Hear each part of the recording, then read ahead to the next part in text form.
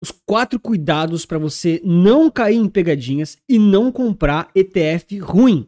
Nós estamos diante de uma explosão iminente de ETFs no Brasil. A gente está vendo cada vez mais influencers muito relevantes lançando os próprios ETFs, grandes gestoras aderindo aos ETFs, grandes bancos, grandes escritórios, grandes assessorias, todo mundo começando a olhar para os ETFs. E por que isso está acontecendo? Por vários motivos. O primeiro deles porque ETF é um baita veículo. Ele é muito inteligente, ele é muito interessante e ele é uma das grandes tecnologias que tem revolucionado o mercado financeiro dos últimos meses e anos até, né? Assim como também foi o Bitcoin e a blockchain. E por que aqui no Brasil isso está ganhando tanta força? Porque é o caminho natural das coisas, tá? Lá na Europa e também nos Estados Unidos, isso já é uma prática há muito, muito tempo. Aqui a gente vem um pouquinho mais atrasado em algumas situações, porém é isso que já aconteceu lá, muito provavelmente vai acontecer aqui no Brasil também, tá? Só pra você ter noção, lá nos Estados Unidos a gente já tem mais ETFs do que ações na bolsa de valores, nas bolsas de valores. Ou seja, chegou um ponto que você tem que saber realmente analisar para não cair no viés de fazer ETF picking e ter 50 ou 60 ETFs na carteira e cair no mesmo problema que um stock picker já cai.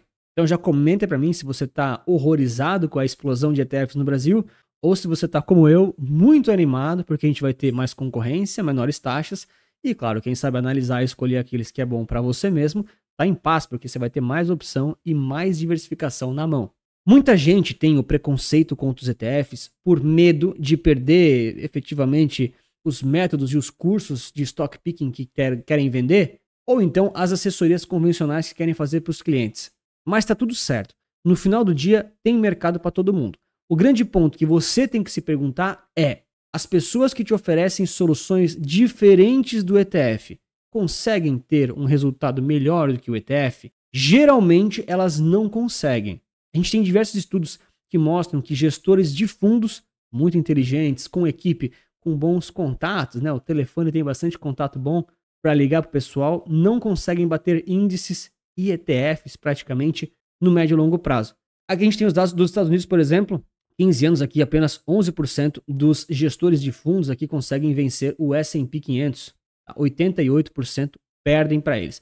Tem até um pouco mais de detalhe aqui nas categorias, cara, mas assim, na grande maioria dos casos, não tem muito segredo não, tá? Você pega aqui os large cap, os domésticas, multi cap, small cap, mid cap, large cap, global funds, cara, na grande maioria das vezes, eles perdem dos índices no médio e longo prazo. Até mesmo small caps, por exemplo, que é um mercado que tem um pouco mais de ineficiência, no curtíssimo prazo, pô, eles até conseguem ganhar mais, em termos percentuais, né? Mais da metade, conseguem ganhar do índice, mas depois de um tempo, essas ineficiências não perduram, você não consegue capturar elas de forma tão consistente. Tá? De forma que, quando você vai aqui para 10, 15 anos, os percentuais ficam geralmente aqui acima dos 80%, 90% da maioria aí dos fundos e dos gestores que perdem para os índices, tá? Ou então para os ETFs, que é parecido, não é a mesma coisa, mas é quase a mesma coisa. Para você que está falando que o Brasil é muito mais fácil e que você vai dar conta de vencer,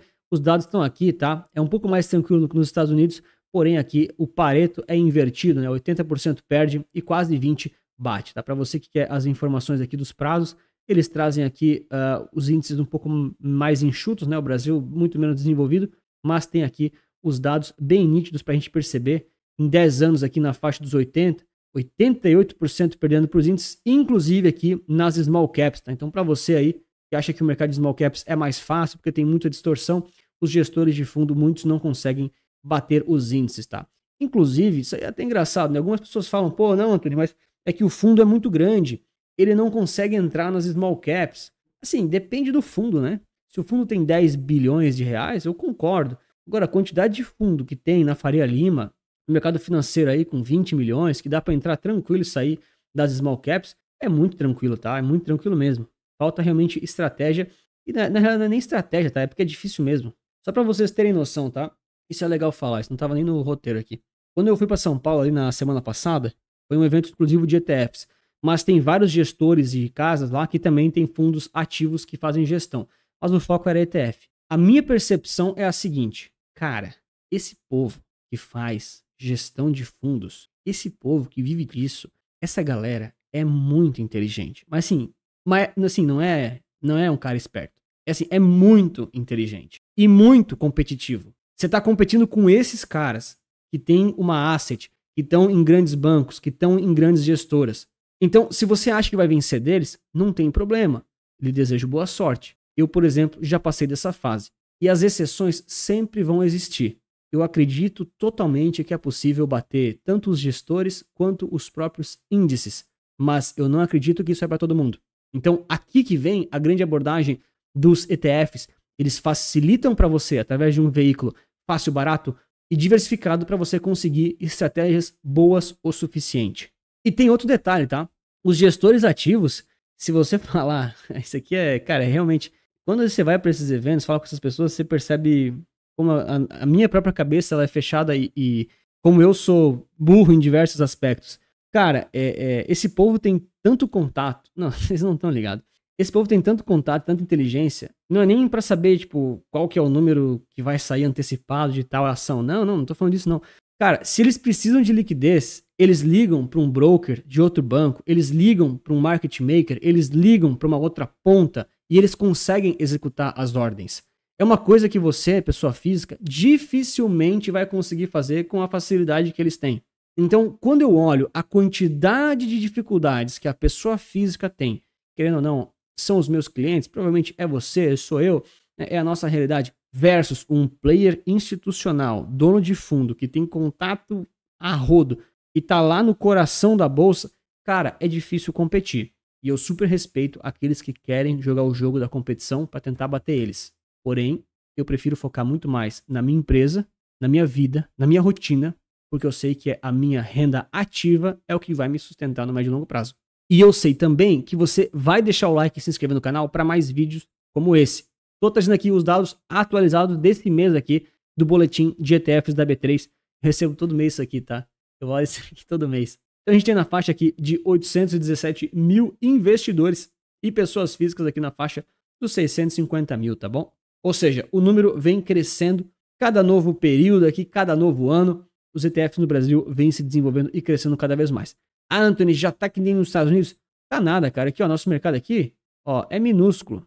Ah lá. Esse aqui, ó, é o gráfico que mostra quantos bilhões de reais a gente tem investidos aqui nesse mercado de forma geral, tá? Então, aqui tá 2020, então o número, ele vem crescendo, o mercado vem se desenvolvendo, até tiveram anos aqui que ele diminuiu um pouquinho, mas de forma geral a gente tá aqui na faixa dos 65 bilhões de reais em ETFs, um número que é quase irrelevante, tá? Porque nos fundos ativos a gente tem aí mais de 10 trilhões de reais alocados, tá? Então isso aqui para ir para vezes 10 é relativamente fácil. Não é que é muito fácil, mas é relativamente fácil. Moral da história. Lá nos Estados Unidos existem muitos ETFs e você vai se deparar com a mesma situação aqui no Brasil. Cara, isso vai acontecer. É inevitável. Todo mundo vai querer lançar um produto e ganhar em cima da taxa. E tá tudo bem, cara. Tá tudo certo. Quanto mais concorrência tiver, melhor para você ter taxas menores, melhor liquidez e assim por diante. Nosso trabalho vai ser justamente analisar os ETFs, conhecer a estratégia, conhecer o índice e ver se isso faz sentido para sua realidade ou se então para sua realidade é lixo, é descartável. Talvez para outro seja bom, talvez não seja bom para ninguém. Você tem que ver. Essa é a abordagem certa e, querendo ou não, é aquilo que você vai ter que fazer. Então aqui vamos 4 pontos para você observar no detalhe quando for realmente comprar um ETF ou analisar ele para tomar bastante cuidado e não cair em nenhuma pegadinha, tá? O primeiro ponto que você tem que olhar é qual o seu objetivo e qual o objetivo daquele ETF. Eu sempre separo as coisas por crescimento ou renda passiva. Eu sou um cara que gosta de crescimento. Eu não busco dividendos. Essa é a minha percepção, é a minha tese de mercado, mas eu super entendo quem busca renda passiva, seja por idade, por estratégia e assim por diante. A grande questão é, você tem que olhar para os ETFs e buscar aquilo que se adequa ao seu objetivo e perfil de risco. Ah, Anthony, eu sou um usuário, né? Eu sou um investidor avançado. Eu quero ter os dois. Eu tenho uma carteira com vários ativos. É possível?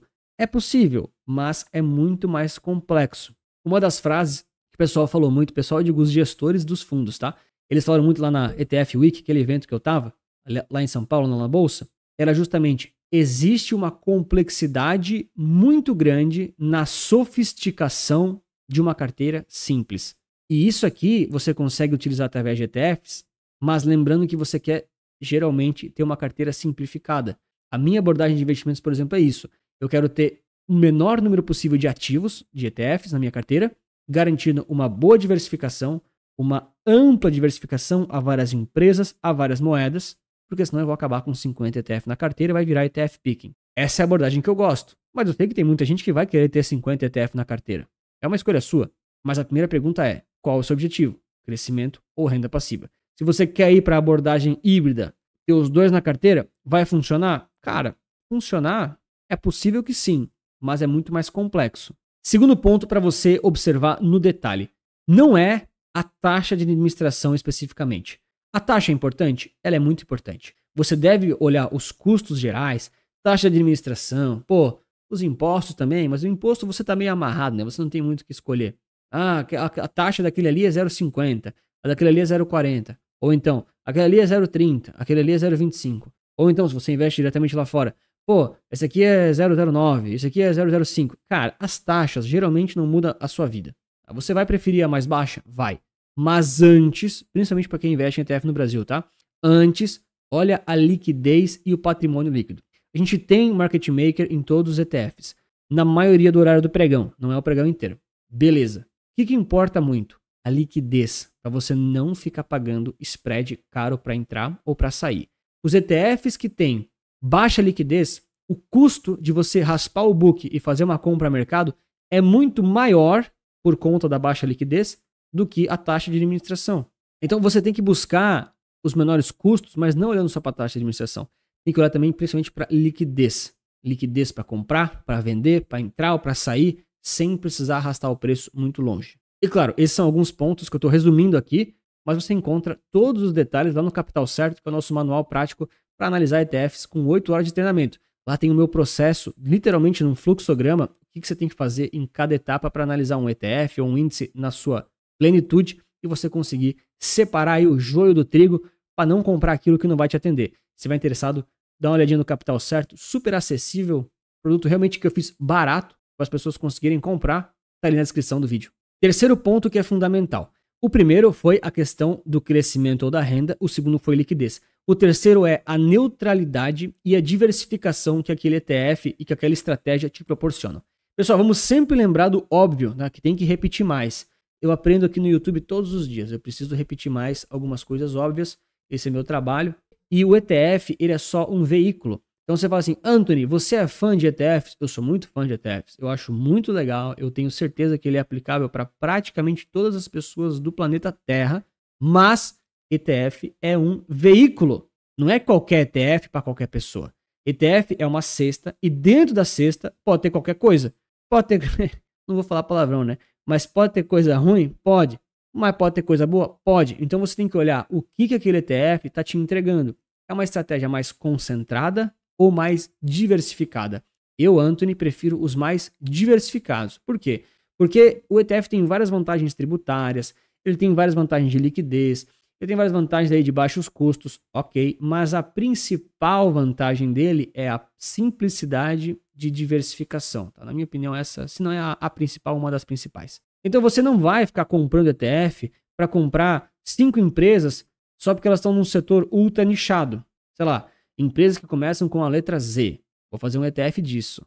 Cara, se duvidar vai ter isso no futuro. Por que você vai comprar isso? Tem um ponto nessa estratégia de diversificação ou que te atende em termos do que você quer? Se tiver, beleza. Geralmente não tem. Então você vai para índices e para estratégias mais amplas, mais neutras. Eu quero pegar grande parte desse mercado, grande parte desse país, grande parte do mundo todo. Aí você começa a usar o ETF para aquilo que ele realmente consegue te dar um benefício. Não, Anthony, mas eu quero na minha carteira ter um ETF com todas as empresas que começam com a letra P. Daí tem lá 10 empresas. Cara, se isso faz parte da sua estratégia, muito provavelmente vai ter um ETF disso, tá? Agora, você tem que refletir. Talvez esses eu não goste tanto. Aí é uma decisão de cada um. De novo, a ideia do ETF é simplicidade, diversificação e sustentabilidade, para você conseguir ficar com aqueles ativos no médio e longo prazo e não ficar trocando eles. Então, você muitas vezes consegue montar uma carteira com 10, 15, 20 ativos de todas as classes, de todos os países, com todas as exposições possíveis, que você consegue carregar por muitos anos. Mas se você quiser ir pela linha do ETF Picking para ter 50, 80 ativos, é uma decisão sua. Mas você está perdendo a ideia geral da simplicidade. E o quarto e último ponto, muito cuidado com os ETFs temáticos. Eu não tenho nada contra os ETFs temáticos. Eu não tenho nada contra os ETFs alavancados, inversos. Para ser bem sincero, eu também não tenho nada contra stock picking, tá? Eu respeito. Tem até outras coisas que o pessoal, se ficar sabendo, vão me apedrejar, que eu não falo aqui no YouTube, que eu não sou contra. Só que não para as pessoas comuns, vamos dizer assim. Se você começa a ir para estratégias muito avançadas, muito temáticas, muito específicas, alavancadas, com derivativos, com maior risco, com stock picking, com gestão ativa, você começa a puxar para você uma responsabilidade maior de vencer os índices. E no geral, os ativos, ou então os temáticos, muitos deles são lançados em topos de mercado, em momentos que eles estão na mídia, que eles estão mais falados. Então se você vai comprar uma coisa dessas, ok, é uma decisão sua. Talvez seja mais satélite, talvez você queira realmente fazer um trade mais especulativo. Pode até funcionar, mas cuidado, fique esperto. Os temáticos geralmente são lançados em topos de mercado, quando a mídia está bombando, quando as coisas estão mais sendo faladas. E aí pode ser que a festa já acabou. E se você gosta bastante de ETFs, mas tem dúvidas sobre esse mercado, eu estou fazendo a série ResultaCast e estou convidando as gestoras aqui do Brasil de ETFs para virem aqui no canal responderem as perguntas de vocês. Então, vou deixar recomendado nesse vídeo aqui como é que vai funcionar tudo isso e você pode comentar lá suas dúvidas para a gestora específica responder você. Um grande abraço, muito obrigado pela sua inscrição, seu like e lembre-se que investir certo resulta capital.